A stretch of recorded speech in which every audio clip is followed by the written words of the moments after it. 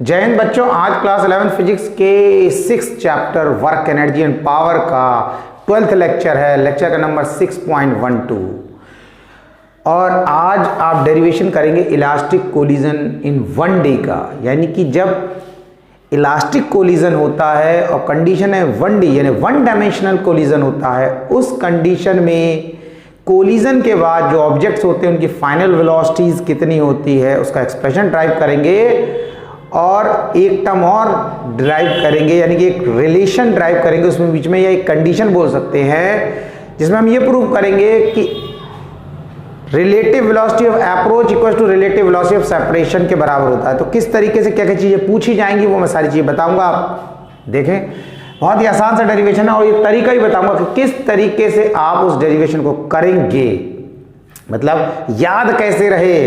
समझ में आ रहा है? क्योंकि क्या होता है, किसी ने डेरिवेशन तो करवा दिया, अब पता चला वो बड़ा डेरिवेशन तो भूल जा रहे हैं, स्टेप भूल जा रहे हैं, किसको पहले लिखना है किसको बाद में लिखना है, सारी चीजों पे डिस्कस करेंगे। ठीक है, तो इसमें क्या है, दो ऑब्जेक्ट हैं, एक का मास m1 दूसरे का m2, m1 की वेलोसिटी u1 m2 की वेलोसिटी u2। ये बिफोर कोलिजन, टक्कर से पहले की बात कर रहे हैं, बिफोर कोलिजन, कोलिजन टक्कर से पहले की बात। फिर दोनों की टक्कर हो जाती है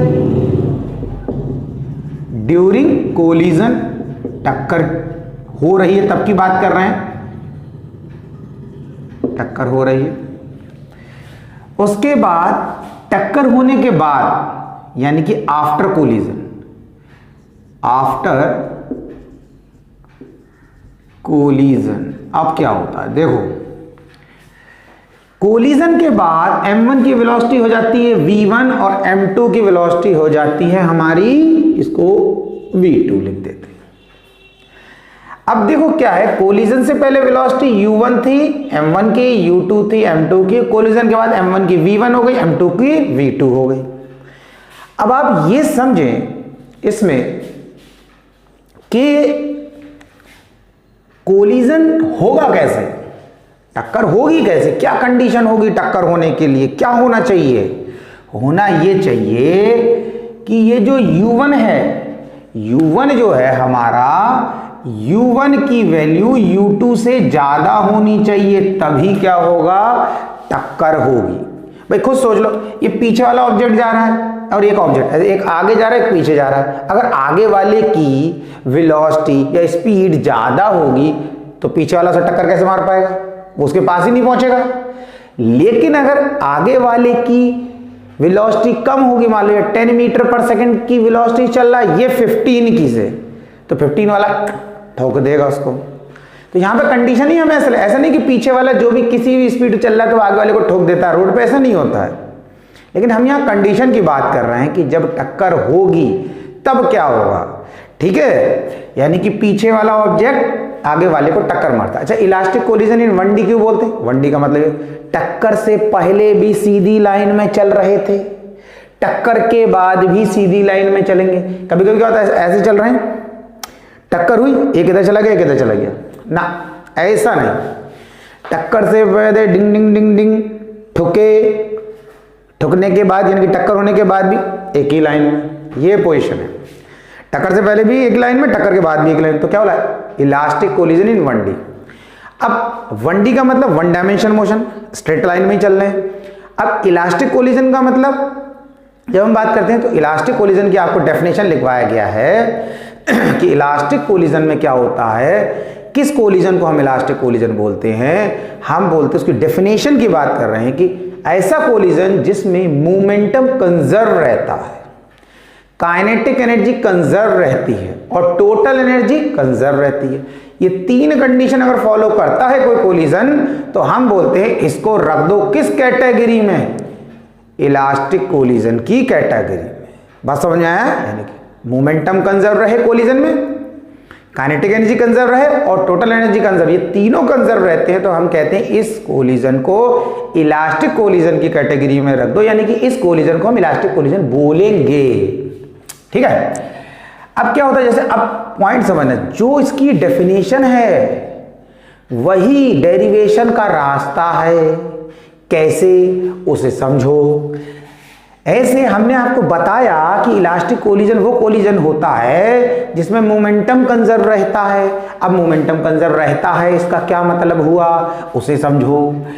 मोमेंटम कंजर्व रहता है इसका मतलब ये हुआ ये दो बॉडीज हैं जिनकी टक्कर हुई या होगी, तो इसका मोमेंटम क्या हुआ, मोमेंटम m1u1, मैं थोड़ा इधर लिख देता हूं, इसका मोमेंटम हो गया m1u1। मोमेंटम का फॉर्मूला क्या था, किसी भी ऑब्जेक्ट के मास को उस ऑब्जेक्ट की वेलोसिटी से मल्टीप्लाई कर दो तो आपको उस ऑब्जेक्ट का मोमेंटम मिल जाएगा। तो इसका मोमेंटम m1u1, अब इसका मोमेंटम m2u2, ये दोनों बॉडी के मोमेंटम का सम हो गया। टक्कर से पहले, बिफोर कोलिजन लिखा, टक्कर होने से पहले दोनों बॉडी के मोमेंटम का सम किसके बराबर होगा, टक्कर के बाद दोनों बॉडी के मोमेंटम के सम के बराबर, यानी कि m1 v1 m2 v2। ये अगर ये कंडीशन होती है तो हम क्या बोलते हैं, मोमेंटम कंजर्व है, यानी कि कोलिजन से पहले दोनों बॉडी के मोमेंटम का सम, कोलिजन के बाद वेलोसिटी चेंज हुई, पहले u1 थी अब v1 हो गई, u2 थी v2 हो गई, लेकिन उसके बाद भी क्या देखने को मिल रहा है कि इनिशियल मोमेंटम का सम कोलिजन से पहले मोमेंटम का सम कोलिजन के बाद मोमेंटम के सम के बराबर है। तभी क्या बोल रहे हैं, मोमेंटम कंजर्व रहता है। ऐसे कोलिजन जिसमें मोमेंटम कंजर्व रहता है उसे इलास्टिक कोलिजन बोलते हैं। अब क्या करना है, हमने लिख लिया, अब ट्रिक समझना कैसे याद रहेगा। डेरिवेशन थोड़ा लंबा ना, टेंशन नहीं लेना बिल्कुल। 1 के टर्म को एक तरफ करो, 2 के टर्म को एक तरफ। इसका मतलब क्या, मतलब ये कि हमने लिखा m1u1, इसमें 1 लगा है, इसमें 1 नहीं है, इसमें 1 है, इसे इधर खींच के ले आओ। आजा बेटा, m1v1 और 2 के टर्म को इधर ही रखना है। ये तो 2 वाला है तो इसको इधर ही रखेंगे। इस तरफ भी ये 2 वाला है, इसको भी राइट तरफ ले जाएंगे। राइट हैंड साइड तो क्या, m2u2, ये हो गया। उसके बाद क्या करें, अब इन दोनों में से भैया m1 कॉमन आ जाएगा, अंदर क्या बचा, ये बचा। दोनों में से m1 कॉमन ले लिया, ऐसे ही इसमें से ले लो। ठीक है, प्रवचन कैसे लग रहे हैं बताओ। ठीक है,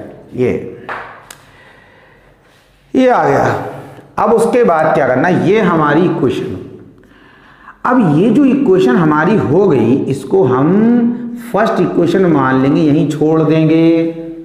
ठीक, अब क्या होता है, अब एक और इसमें पॉइंट हमने बताया कि ऐसा कोलिजन जिसमें काइनेटिक एनर्जी भी कंजर्व रहती है, तो अब हम फिर काइनेटिक एनर्जी की इक्वेशन बना लेते हैं। अब काइनेटिक एनर्जी का फॉर्मूला क्या होता है, हाफ mv²। तो देखो, इस बॉडी की काइनेटिक एनर्जी फॉर्मूला क्या बना, हाफ m1u1²।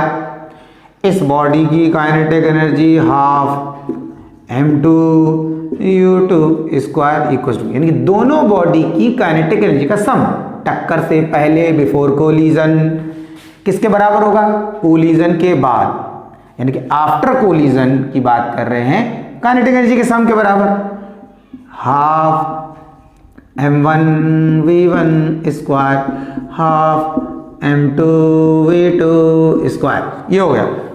ये किस बेस पे लिखा, ये इसी बेस पे लिखा, डेफिनेशन के अकॉर्डिंग। तो डेफिनेशन में बोला है ना कि इलास्टिक कोलिजन वो कोलिजन होता है जिसमें मोमेंटम कंजर्व रहता है, काइनेटिक एनर्जी कंजर्व रहती है। तो कंजर्व का यही मतलब है, ऐसी इक्वेशन बनती है जो कंजर्व रहता है। ठीक है, बिफोर कोलिजन काइनेटिक एनर्जी का सम, आफ्टर कोलिजन दोनों बॉडीज की काइनेटिक एनर्जी के सम के बराबर होगा। अब इसमें क्या होगा, हाफ तो इस तरफ भी है, लेफ्ट में भी, राइट में, तो कॉमन लेके कैंसिल हो जाएगा। तो हम सीधा से लिख देते हैं m1u1² m2u2² equals to m1v1² m2v2²। ये हो गया। अब इसमें भी वही फंडा बनाएंगे कि 1 के टर्म एक तरफ ले आएंगे, 2 के टर्म एक तरफ ले जाएंगे। तो हमने क्या करा, ये तो 1 वाला है, m1u1² और इसको भी ले आओ भाई, आ जाओ बेटा, m1v1² इक्वल्स टू, ये तो राइट में रखना है, m2v2² माइनस, इसको ले चलो राइट में, m2 u2 स्क्वायर, ये हो गया। अब इसमें वही करना है, तो m1 कॉमन आ जाएगा, तो m1 इसमें आ गया, दोनों में से कॉमन हो गया, m1 u1 अंदर आ जाएगा और इसमें क्या आ जाएगा v1 स्क्वायर। इन दोनों में से m1 कॉमन ले ले तो क्या u1 का स्क्वायर माइनस v1 का स्क्वायर इक्वल्स टू इसमें से m2 कॉमन ले लीजिए, वेरी गुड, v2 आ गया और यहां पर आ गया u2, ये हो गया। ठीक है, अब इसमें क्या करना है, इसमें एक चीज और समझना है हमें। देखो ए स्क्वायर माइनस बी स्क्वायर का फॉर्मूला आपने पढ़ा हुआ, अरे कितनी बार 10th में क्वेश्चन करे होंगे उससे, ठीक है, 10th में करे, उससे पहले करे, 9th में, 8th में भी यूज करा हुआ। तो ए स्क्वायर माइनस बी स्क्वायर का फॉर्मूला क्या था, ए plus B A minus B, तो ये ए स्क्वायर माइनस बी स्क्वायर की फॉर्म में हो गया, तो हम इससे क्या लिखेंगे u1 plus v1 u1 minus v1, यानी कि हमने फॉर्मूला लगा दिया, A square minus B square का फॉर्मूला लगा दिया, तो a plus B A minus B कर दिया, a के प्लेस पे u1 है और b के प्लेस पर v1 है। अब बढ़िया हो गया ये, इसको ये अब इसमें भी लगा दो राइट हैंड साइड में, तो v2 plus u2 v2 minus u2, ये हो गया। ठीक है, यूट्यूब नहीं u2। अब ये हमारी बन गई भाई दूसरी इक्वेशन। अब हमें करना ये है कि देखो एक चीज और ध्यान रखना है, इसमें m1 है, u1 माइनस v1 है, इसमें भी m1 है, u1 माइनस v1 है, तो ये भी थोड़ा ध्यान रखना है। कुछ हमें ऐसी इक्वेशन बनानी जिसमें ये जो मटेरियल प्रेजेंट है फर्स्ट इक्वेशन में, कंटेंट है, वही इसमें होना चाहिए। ये से थोड़ा तरीका बता रहा हूँ याद करने के लिए इसमें। तो अब क्या करना है, अब मुझे रफ करना है, आप लोग नोट कर लो। मैं क्या करूंगा, इस सेकेंड इक्वेशन को इस फर्स्ट इक्वेशन से डिवाइड कर दूंगा, तो मैं इसे रफ कर देता हूं। ठीक है, आप लोग नोट कर लो। मैं इसको ये इसको रब कर देता हूँ, ये यहाँ पर हमारा ये, अभी इसको m1 ऐसे ही रहने दो। ठीक है, अब मैं इसको पहले यहाँ ऊपर लिख देता हूँ, m1 u1 plus v1 u1 minus v1 equals to m2 v2 u2 v2 minus u2। ठीक है, ये है। अब इसको ये मैंने इक्वेशन मैंने यहाँ लिख दिया है। अब मैं इसको ये हमारी जो फर्स्ट इक्वेशन यानी सेकंड इक्वेशन तो मैंने ऊपर लिख दिया है, इसको मैं फर्स्ट से डिवाइड करूँगा, तो डिवाइड का साइन लगा देता हूँ मैं, इक्वल्स टू यहाँ लगा देता हूँ और यही लिख देता हूँ यहाँ पर m1, इसको यहाँ लिखना है u1 minus v1 divided by m2 v2 u2। ठीक है, ये हो गया। अब इसकी बाकी किसी चीज की जरूरत नहीं, इसको सबको रब कर दे रहे, हो गया काम, हटाओ से फटाफट, ये हो गया। ठीक है, ये से गया, ये से गया, ये गया, ये गया, कट गया, बचा क्या, u1 plus v1 equals to v2 plus u2। अब हमें क्या करना है, अब हम u वाले टर्म एक तरफ करेंगे, v वाले टर्म एक तरफ करेंगे, यानी क्या करेंगे, u1 minus u2 equals to v2 minus v1, ये आ गया। इसको क्या बोलते हैं, u1 माइनस u2 को बोलते हैं रिलेटिव वेलोसिटी ऑफ अप्रोच। इसको क्या बोलते हैं, रिलेटिव वेलोसिटी ऑफ सेपरेशन। अब इसका मतलब क्या है, देखो ये दो ऑब्जेक्ट हैं, मान लो u1 है, ये है 15 मीटर पर सेकंड, यूनिट नहीं लिख रहा हूं, 15 मीटर पर सेकंड, और ये है हमारा 10 मीटर पर सेकंड। यानी कि ये ऑब्जेक्ट जिसकी वेलोसिटी u2 है वो धीरे चल रहा है, पीछे वाला तेज चल रहा है। टक्कर होने के बाद क्या समझना है, यानी कि जिसकी वेलोसिटी 15 थी, ये m1 वाले की, टक्कर होने के बाद उसकी हो जाती है 10, यानी कि v1 कितनी होती है 10 और v2 कितनी हो जाती है 15। समझना ये कैसे लिख दिया वो मैं बता दूंगा, आप समझ। टक्कर होने से पहले m1 की ज्यादा थी, m2 की कम थी, टक्कर होने के बाद m2 की ज्यादा हो गई, m1 की कम हो गई। अब क्या हो रहा है कि ये 15 माइनस 10 अगर करोगे तो ये आ जाएगा 5 और यहां भी आ जाएगा 5। अब एक चीज ये देखो, ये 10 मीटर का डिस्टेंस ट्रेवल करता है 1 सेकंड में, तभी तो इसकी वेलोसिटी है 10 मीटर पर सेकेंड। ये 15 मीटर डिस्टेंस ट्रेवल करता है 1 सेकेंड में, क्योंकि इसकी 15 मीटर पर सेकेंड है। इसका मतलब इन दोनों के बीच में जो डिस्टेंस होगा वो किस रेट से कम हो रहा होगा, यानी कि 5 मीटर पर सेकेंड के रेट से कम हो रहा होगा। यानी कि ये वाला ऑब्जेक्ट इसके पास 5 मीटर पर सेकेंड की स्पीड से जा रहा है, यानी कि इन दोनों के बीच में जो डिस्टेंस है वो किस रेट से कम हो रहा है, 5 मीटर पर सेकेंड। क्यों भाई, 1 सेकेंड में ये, मान लिया इनके बीच में कुछ डिस्टेंस है, 1 सेकेंड में ये 10 मीटर चला और 1 सेकेंड में ये 15 मीटर चला, तो चल तो दोनों रहे, तो इन दोनों के बीच में जो डिस्टेंस होगा वो 1 सेकेंड में 5 मीटर का डिस्टेंस कम हो जाएगा। तो ये क्या कहलाती है, रिलेटिव वेलोसिटी ऑफ अप्रोच है। किस वेलोसिटी से ये m1 वाला ऑब्जेक्ट m2 के पास पहुंच रहा है, ठीक है, क्योंकि दोनों ही मोशन में। और उसके बाद क्या होता है कि टक्कर, कोलिजन तभी पॉसिबल है जब u1 u2 से ज्यादा हो। अब क्या होता है, टक्कर हो गई, अब ये टक्कर होने के बाद पीछे वाले ने आगे वाले को टक्कर मार दी, अब ये दोनों अलग कैसे होंगे, मतलब इनके बीच में डिस्टेंस कैसे होगा, डिस्टेंस तभी डेवलप होगा या प्रोड्यूस होगा जब टक्कर होने के बाद आगे वाले की वेलोसिटी ज्यादा हो जाए, पीछे वाले की कम। क्योंकि अगर टक्कर होने के बाद पीछे वाले की ज्यादा रही तो पीछे वाली उसे ऐसे घसीटती हुई ऐसे चलेगा। पीछे वाले की ज्यादा है, आगे वाले की कम ही रही, तो पीछे वाला उसका धक्का देता हो रहता है, यानी कि पीछे वाले से आगे वाले की टक्कर होने के बाद वेलोसिटी ज्यादा हो जानी चाहिए, तभी वो सेपरेट होंगे। तो हमने कंसीडर किया है कोलिजन किस टाइप का है कि टक्कर होने के बाद आगे वाले की वेलोसिटी बढ़ जाती है, पीछे वाले की कम हो जाती है, यानी तभी वो एक दूसरे से दूर होने लगते हैं, सेपरेट।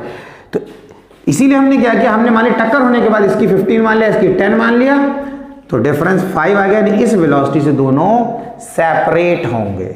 बात समझा? तो इसको क्या बोलते हैं, रिलेटिव वेलोसिटी अप्रोच। किस वेलोसिटी से वो एक दूसरे के पास आ रहे हैं, अप्रोच कर रहे हैं। और ये कहलाता है रिलेटिव वेलोसिटी ऑफ सेपरेशन, किस वेलोसिटी से सेपरेट हो रहे हैं, इनके बीच में डिस्टेंस किस वेलोसिटी से बढ़ रहा है।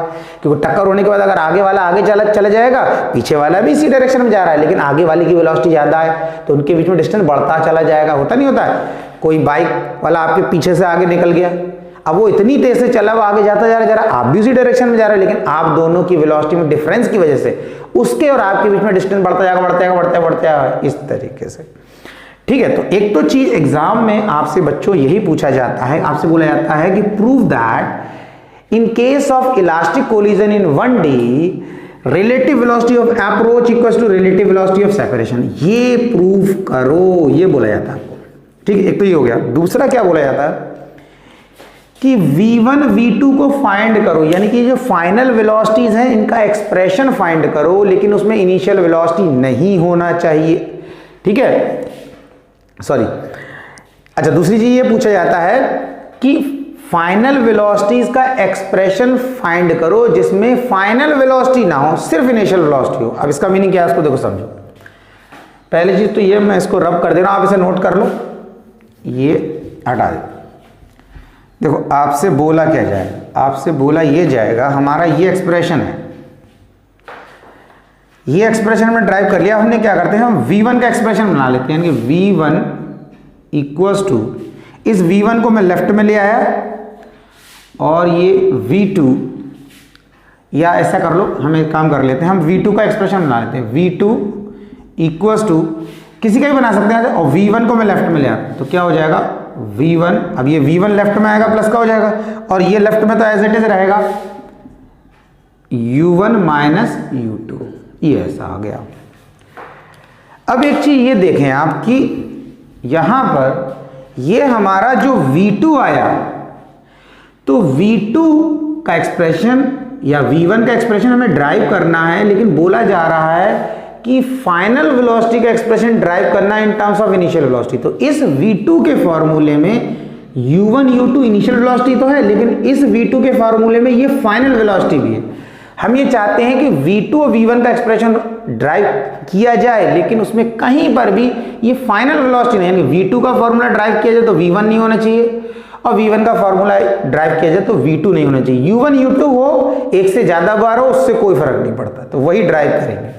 तो बोलते हैं फाइनल वेलोसिटी का expression in terms of initial velocity, इसमें इनिशियल तो है, साथ में ये v1 एक ऑब्जेक्ट की फाइनल वेलोसिटी भी, ऐसा एक्सप्रेशन नहीं चाहिए। तो अब क्या करना है, जो हमने सबसे पहले इक्वेशन लिखी ना हमने सबसे मोमेंटम वाली, m1 u1 plus m2 u2 equals to m1 v1 plus m2 v2। ये सबसे पहले हमने इक्वेशन लिखी।